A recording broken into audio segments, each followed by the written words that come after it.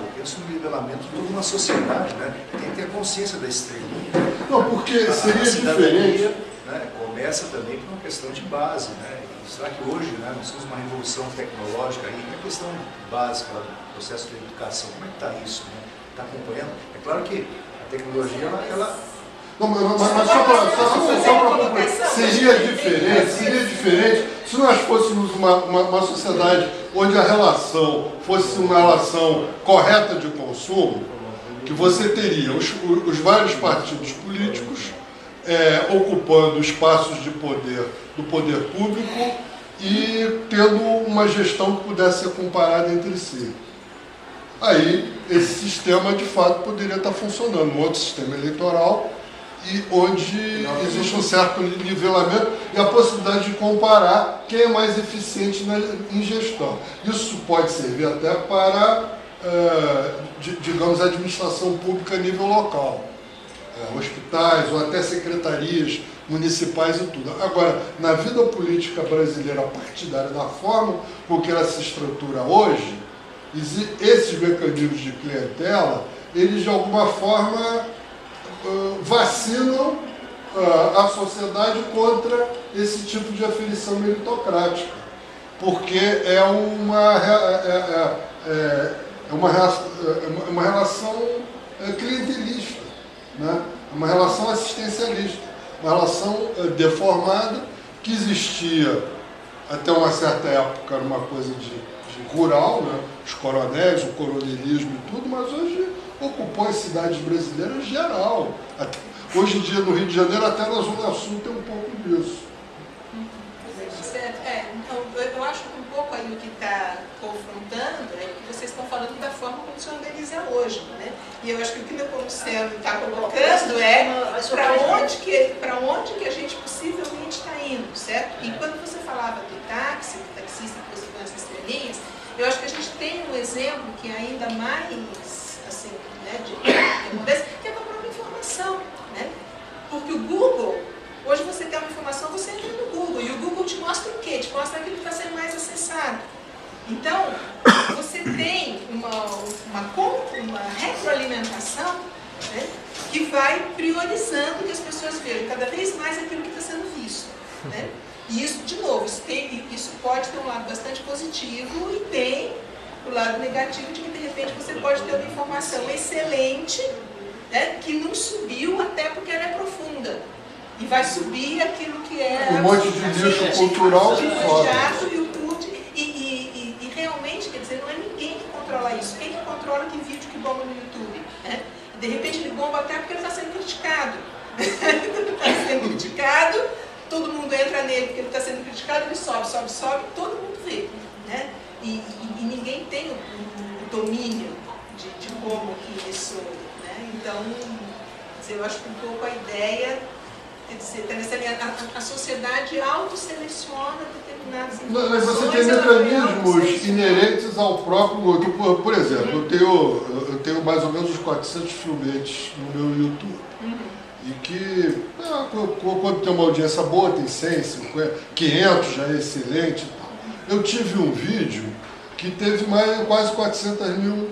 Foi uma coisa que eu fiz no Carnaval de Salvador, e que eu filmei basicamente o camarote do Gil, minha mulher, os amigos, o Gil, a Tereza,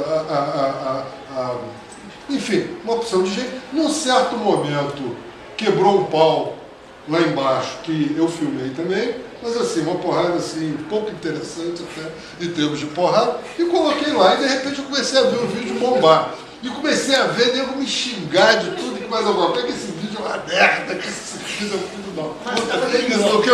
E eu não sei, eu demorei uns 4 meses para entender o que tinha acontecido. Porque eu tinha chamado o programa do Pan Carnaval de Salvador. Mas a minha ideia do Pan Carnaval era o carnaval variado, com coisas elétrico, samba, confusão, e um musical. Um pouquinho, não, mas era basicamente em função da salada musical, que eu chamei de Pan Carnaval. E ele foi colocado como se fosse uma coisa ligada à porrada, sabe? Então eu entrava lá achando que ia ter uma tremenda porrada. vi que a porrada era de quinta, sexta categoria, que era uma hora lá só que rolava e tudo, ficava indignado comigo, me xingava de tudo mais alguma coisa, mas o vídeo teve 400 mil visitas, porque ele foi listado pelo, isso provavelmente até uma coisa automática, por uma do YouTube, na categoria de briga, de soco. Você usava uma etimologia para poder entender que era punk. Eu queria fazer uma coisa que eu voltou a falar, e aí aproveitando que vocês estão colocando, então o que acontece? Eu já, nesse pouco período que a gente tem discutido rede, inclusive em vários ambientes que a gente vai conversar e vai dizer, e vai defender a ideia, começa aquela discussão, e em relação a essa questão? E aquela questão? E eu não sei o quê? E a questão do Estado? E a questão do Mercosul? Aí começa uma história. E eu acho que é uma coisa que eu acho que é importante perceber o movimento histórico, porque eu acho que a gente está muito intoxicado do presente, é normal, a gente vive o presente. Então a gente se referencia ao todo presente. E eu, por acaso, sou uma pessoa que estuda macro-movimento, então eu meio que vivo do futuro, né?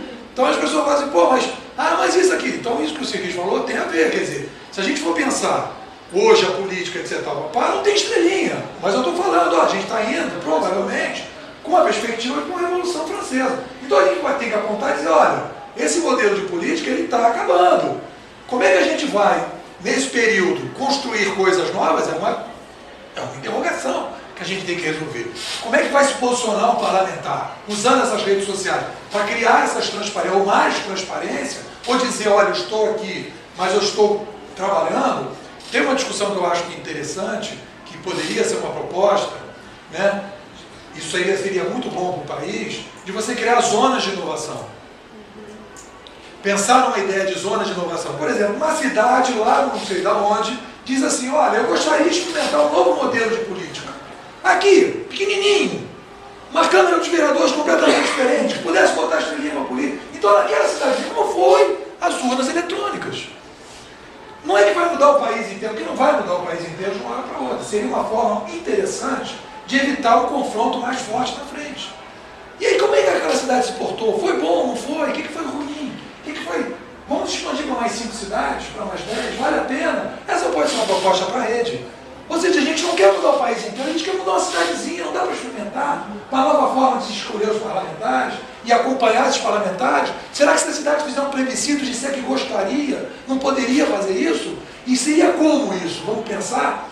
Então tem uma coisa que eu acho que é importante, talvez seja a coisa mais importante que eu queria dizer para vocês, para a gente evitar um confronto muito grande que vai ter se a gente conseguir as assinaturas. Eu vejo a rede, e eu acho que a rede pode abarcar o mundo inteiro dentro dela, se ela se entender como um movimento muito parecido com o Partido Republicano, e eu estou falando do Partido Republicano de 1800, e não o Partido Republicano americano. O que foi o Partido Republicano em 1800? Foi a tentativa de construir um novo modelo de gestão da espécie no país. A República se contrapunha à monarquia, que tinha um rei estabelecido. E aí a gente falou, não, a gente quer uma coisa mais eleita. E aí se criou um Partido Republicano, que teve um período histórico, um momento histórico, que a proposta dele era mudar o modelo para um outro modelo. Aí o cara vai chegar e dizer, aquele Partido Republicano devia ter uma porção de gente que depois rachou, com certeza rachou. Mas entenderam que historicamente, que aquele partido, a importância dele, historicamente, era construir a República. Eu espero que a nossa sorte seja melhor que Então deixa eu só colocar. Então o que eu vejo como um modelo para você poder trabalhar, é óbvio que existe uma discussão que diz, a gente está defendendo a sustentabilidade, a gente está defendendo isso. Isso tudo é importante. Mas eu acho que, historicamente, essa é a minha visão, historicamente, existe uma necessidade hoje de reconstrução da República. E essa reconstrução da República, não uma reformazinha política, não, a gente está discutindo uma reconstrução do modelo de República. E precisa de alguém, como está acontecendo na Espanha, como está acontecendo nos Estados Unidos, trazer esse processo e dizer, nós queremos fazer isso. E aí, a partir daí, colocar o eixo principal desse movimento, o eixo principal é reconstruir o modelo que a gente tem hoje de modelo de representação. E a partir daí... Deixa eu falar uma coisa. Eu acho está muito claro, mas eu queria só para nosso debate aqui, assim, colocar um pouco, eu acho muito interessante e eu concordo parcialmente. Ou seja, que a ideia de que nós temos que, como rede, o nosso horizonte, digamos, bom, horizonte de realização, é o horizonte de desenvolver mecanismos muito mais de democracia direta, porque a tecnologia de nossa época permite isso, embora o nível de educação de nossa sociedade mina isso. Isso é um negócio importante levar isso, porque isso é contraditório. De outro lado, o nosso horizonte fundamental também é elevar a qualidade da democracia representativa. Veja bem, então, o importante é combinar as duas coisas. Hoje, quem predomina na ideia de rede é a ideia de democracia direta, muito utópica e, na minha opinião, mesmo inviável na Noruega ou na Suécia, muito mais no Brasil pelo nível educacional, pelas assimetrias históricas e por todos os obstáculos das culturas enraizadas. Tá? Mas assim, o nosso diferencial é ter um discurso que seja de transformação irrealista, no sentido de que precisamos elevar a qualidade da democracia representativa. Esse é o que falam os setores mais modernos dos partidos tradicionais, reforma política, voto de cristal, uma série de coisas que favorecem a transparência, a accountability dos representantes e representados. Nós que vamos dizer, isso mais componentes de democracia direta, tá certo? Que são possíveis pelo desenvolvimento tecnológico. E aí vem outra coisa decisiva, o decisivo da educação. Elevar o nível da educação, porque os componentes de democracia direta e a qualidade da democracia representativa terão sempre limitados com o baixo nível educacional.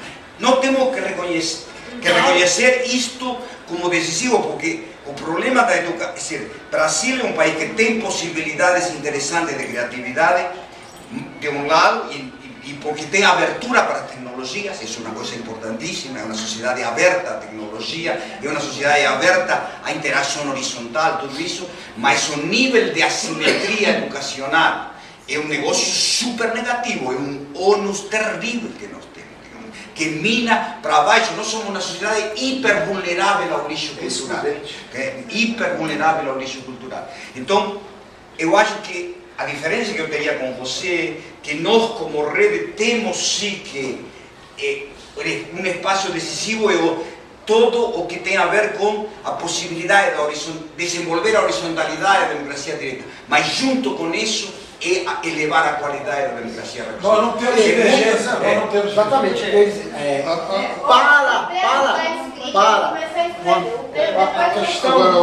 A questão que eu acho a gente vai ter que ir embora. Importante. Eu só que eu desculpa. Vai sair? Nós vamos ter que sair. Então eu só queria. Vamos sair para votar. Para votar. Parece que Não, mas tem duas votações. Se tivesse aqui um negócio de internet, eu votava naquilo. Eu queria só fazer um comentário. Eu acho importantíssima a discussão que você está trazendo e muito instigante a forma que você colocou o negócio. Eu acho, se a gente for olhar uma perspectiva do futuro, bom, primeiro eu não gostaria de ver o sucedâneo da Revolução Francesa. A Revolução Francesa foi um processo extremamente sangrento, sobretudo na fase jacobina, e se a gente projetar em termos demográficos o que aconteceu na Revolução Francesa para processos futuros, isso daria um massacre fenomenal. Por outro lado, eu vejo duas possibilidades distintas e talvez aconteçam as duas coisas, dependendo do país e do contexto. A gente tende a ver o que pode haver de positivo, mas pode haver uma evolução negativa. Eu acho